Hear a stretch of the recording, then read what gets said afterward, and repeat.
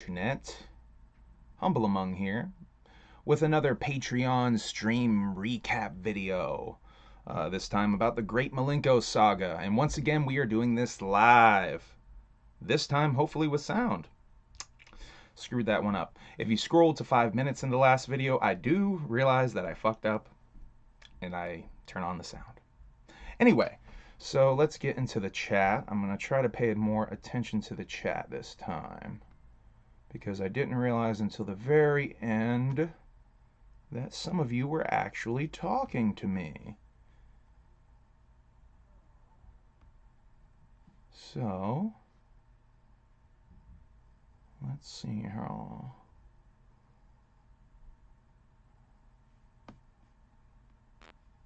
Sorry for the dead air, folks. Seeing if we can get a chat going here.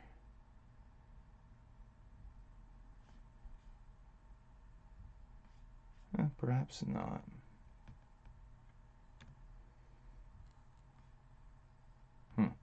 Well, something's up with that restream chat, so I'm just going to go to YouTube. And I'm going to go into my own chat. So I'm just going to go to YouTube. Loser. You are going to get a weird echo. I'm going.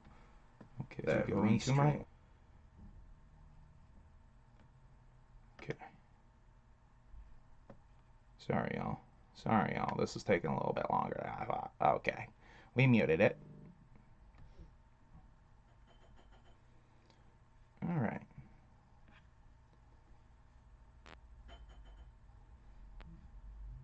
So, let's just jump right in. The stream started a little bit late. At 9:32, sorry, I'm distracted by this stupid chat. Okay, let's try that one more time.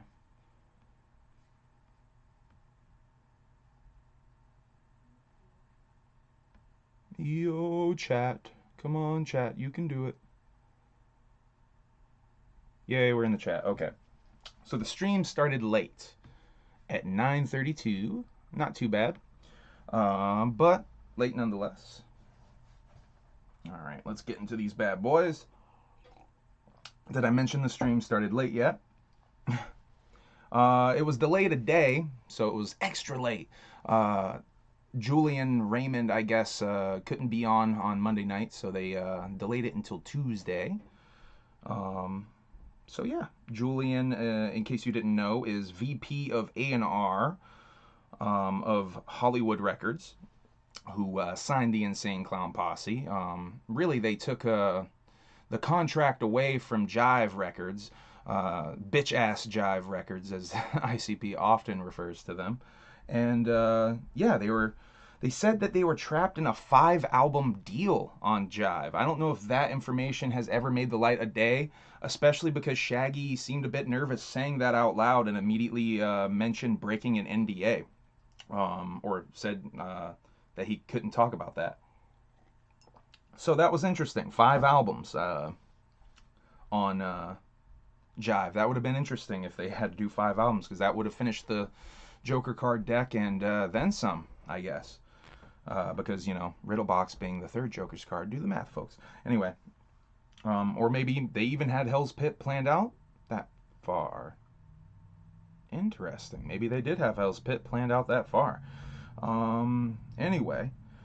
Julian found a used copy of Ringmaster in a CD store in Los Angeles. That's Julian's favorite CD. His favorite Joker's card. He talked about it quite a bit. It being his favorite, he said it has a really hard street sound, which is pretty dope. That he's you know, such a fan of the Dark Carnival. Personally, I've said this before. I think Ringmaster has sort of a weird desert sand sound. Anyone in the chat think I'm crazy? Drop it in the chat. Humble Amongst crazy. Anyway. So, Shaggy, oh yeah, Jay wasn't there at the beginning of the stream. He didn't show up until like an hour or so into the stream. Running late, said he had something going on with his daughter. So yeah, he showed up, and Shaggy and Jump Steady were kind of trying to carry the torch, but Shaggy was in jail during a lot of Great Milenko, so he could only talk about so much. But Shaggy was talking about how he felt like he was there because he talked to these homies every day on the phone in the jail. So he always felt like he knew what was going on. Okay, so um, they got off of Jive Records. They had to pay to get off of Jive. They Julian had to get Hollywood to pay them to get off of Jive. Um, Julian really liked the Insane Clown Posse. I mean, he had the record company fly them out to Los Angeles. They apparently went to WrestleMania. They got to meet Hulk Hogan. Um, there's apparently a picture of ICP and Hulk Hogan. I don't think that's ever made it onto the internet. If anybody knows if that made it on the internet, let me know. I would love to see that picture. Um, let's see. They almost had a part in Hulk Hogan's movie Santa with Muscles, playing a couple of thieves. That would have been really interesting. I've never seen Santa with Muscles, but it is a notorious Hulk Hogan stink fest. So that would have been great. So then they went to a commercial break, and after they came back, Violent J was there. Um, Julian flew out personally to Detroit to tell the Insane Clown Posse that they had to change their lyrics and drop some songs from the album. Even they all agreed that that was a really class move, and yeah, I do feel that that is a class move. Um, let's see. So the reason that the whole thing happened with Hollywood, in case you don't know, the day the Great Milenko came out, Hollywood Records, who is owned by Disney, decided to pull the plug on the record the day it came out. So the record was in stores, and they tried to pull it. ICP were doing an in-store the day of it, and Julian and Alex Abyss came in and basically told them the gig is up. Record's over. We're pulling the record. They're pulling the record. And how that happened, apparently, according to Julian, was the board of directors had a monthly meeting, and it just so happened to be that meeting fell on the week that the Insane Clown Posse's CD was coming out. So they were going through all the stuff that was coming out that week, and they happened to be reviewing the Halls of Illusions video, and some president board of director dick was like, we can't put this out, we got to pull it. So that was interesting. I don't know if I've ever heard that story. It was always kind of spun that these Baptist protests were the reason that the Great Milenko was pulled. That they were applying pressure to the board. So that's interesting.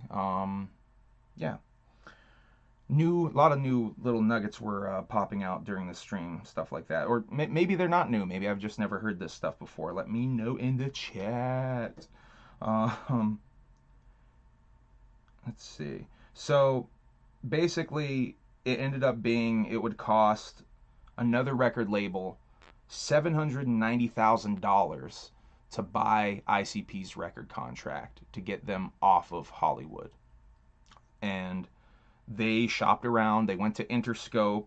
There was some talk about, uh, what would have happened if they had put out Jekyll Brothers and continued going down the path with Hollywood, like having a big mainstream record company behind you and like on board all the way. Because Hollywood Records, according to Julian and according to ICP, were very much behind the Great Milenko. We're very much behind the Insane Clown Posse, paying for these elaborate photo shoots and whatnot that they had never done before.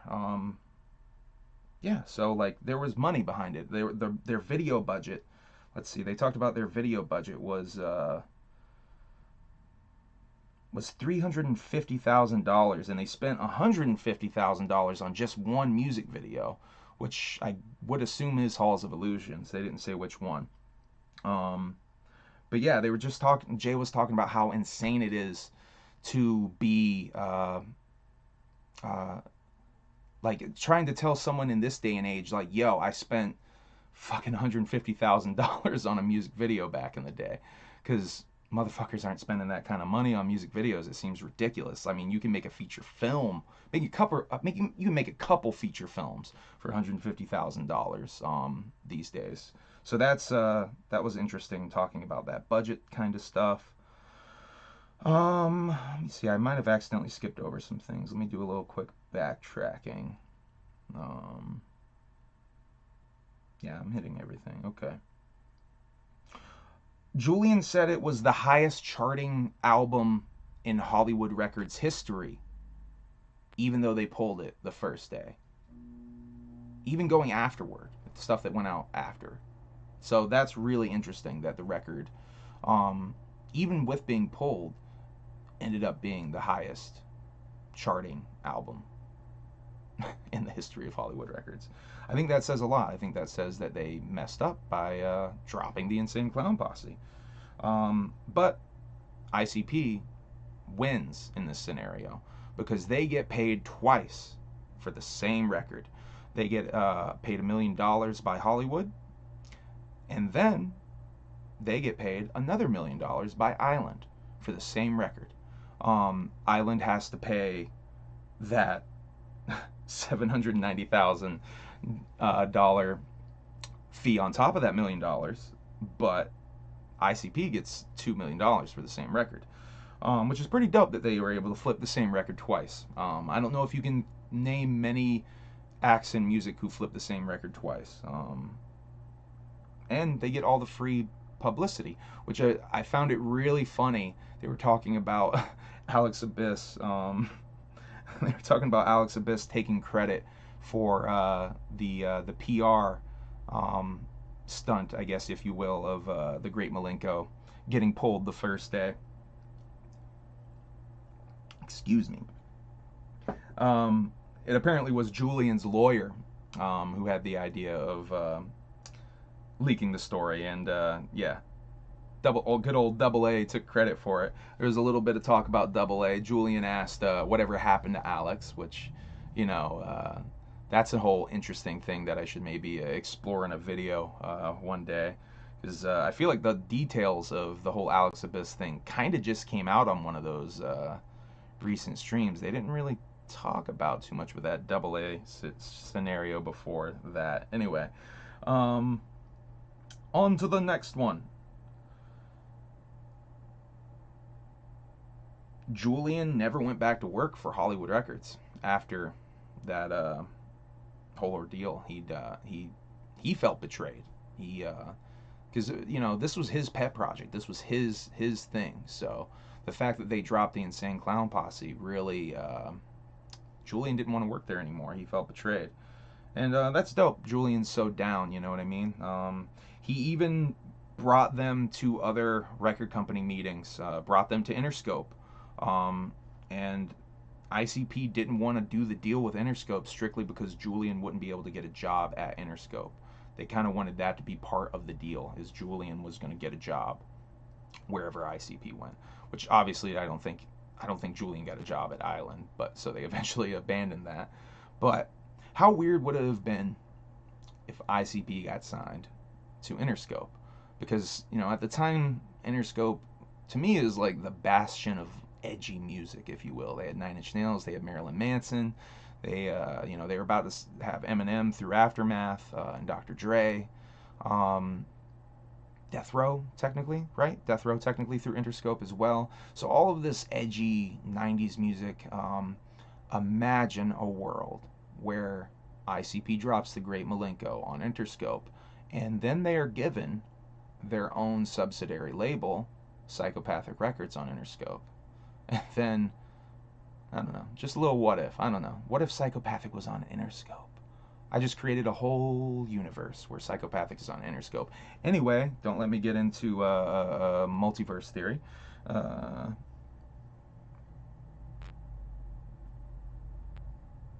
Rob Zombie was going to direct a music video for the Insane Clown Posse. They didn't say for what song, but Violent J said he had a 10-minute phone call with Rob, the old Robster.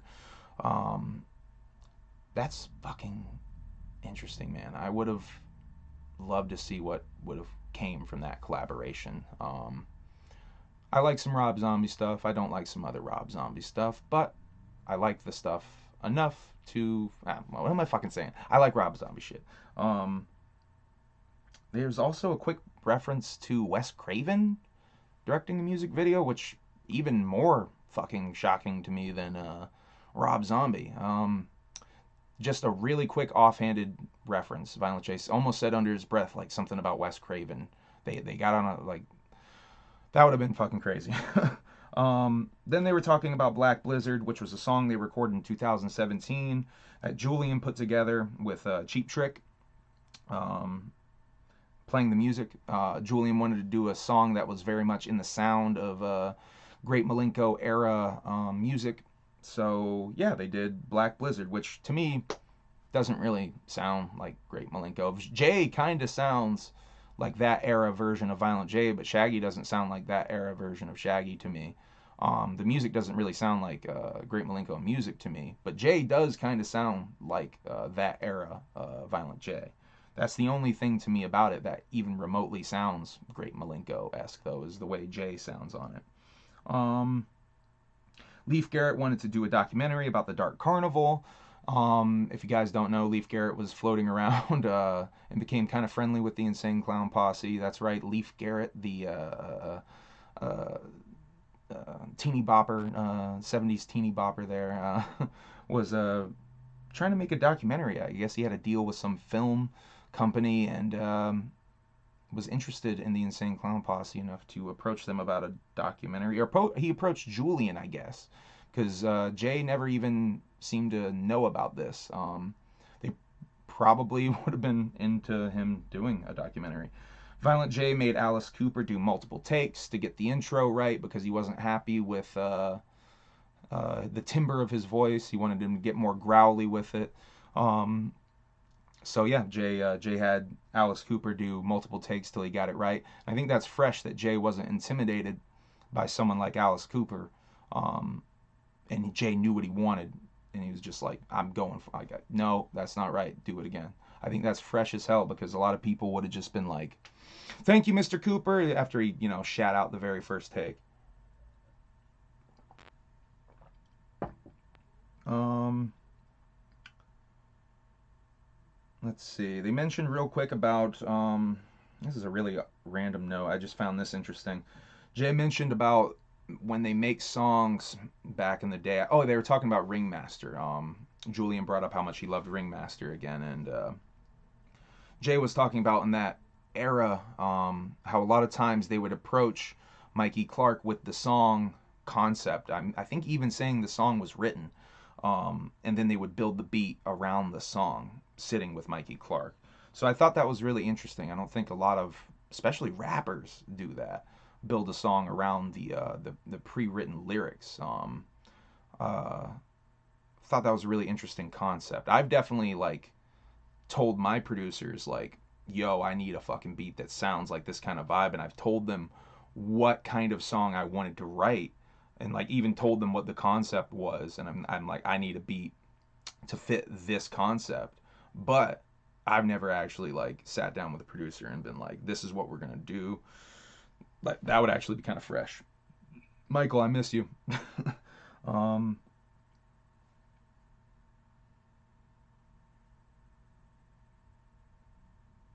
yeah, Cheap Trick plays Black Blizzard as house music at their live shows. That's my last note. And yeah, I think we're wrapping this up. Um, Pretty quick stream. I didn't have a whole bunch to talk about. I would say watch this stream yourself if you've never seen or heard about the Great Milenko story. It's a very interesting story. They obviously go into it on a lot of other things, a lot of other interviews. But yeah, this was just really interesting to see Julian specifically talking about ICP and his side of the story, because he definitely shined a light on a bunch of situations that were just never talked about before. Like the Julian, I think the Julian lawyer thing was the thing that really flipped everybody's wig. Like I think even Jump Steady had to sort of take a moment and mention that, and that was how they really got into the whole Alex Abyss um, thing again. Yeah, him taking credit for it. I mean, okay, I think that is all for now. Um, Getting ready for the next stream tonight, which is the Mad Professor's Laboratory, where hopefully they don't blow anything up or kill somebody. That would be awful. No, really, it would be awful. If you didn't see the last stream, they did some sort of test where they combined some sort of, I think it was like baking soda and some sort of acid or something like that, and it created a gas that immediately they were like, "Oh, we gotta get out of here!" And I thought someone had passed out and died because of the way they reacted. Like it was really, and they cut to commercial. It was pretty epic, pretty worrisome at the time, um, because yeah, these guys, I